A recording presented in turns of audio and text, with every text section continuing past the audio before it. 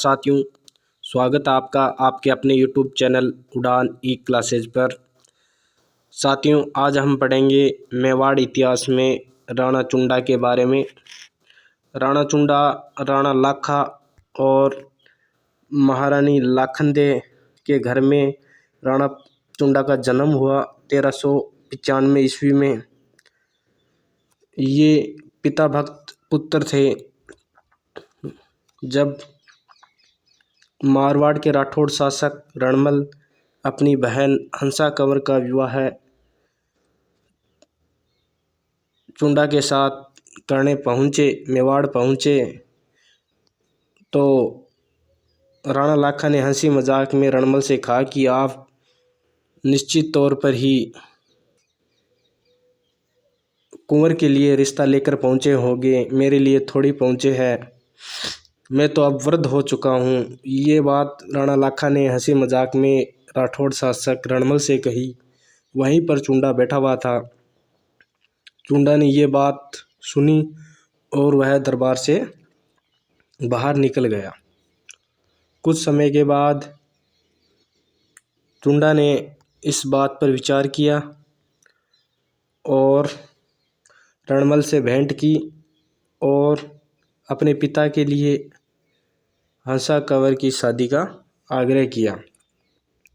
पहले तो रणमल इस बात के लिए तैयार नहीं हुए, लेकिन रणमल ने एक शर्त रखी कि राणा लाखा व हंसा कंवर का जो लड़का होगा वही मेवाड़ का अगला शासक होगा।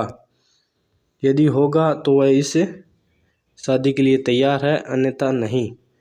चुंडा ने इस शर्त को माना और एक प्रतिज्ञा की जिसको भीष्म प्रतिज्ञा भी कहा जाता है, और चुंडा ने अपने पिता के लिए शासन को त्याग दिया। आगे चलकर राणा लाखा व हंसा कंवर के एक लड़का हुआ मोकल, जो आगे चलकर शासक बनता है और राजगद्दी पर बैठता है। 1421 से 1433 ईस्वी तक मेवाड़ पर शासन करता है, जिसका नाम था राणा मोकल। इतिहास में उन्हें सिंहासन पर अपने अधिकारों का बलिदान देने और अपने वादे को निभाने के लिए राणा चुंडा को जाना जाता है। लाखा ने चुंडा को मोकल का रक्षक नियुक्त किया और राणा लाखा ने चुंडा को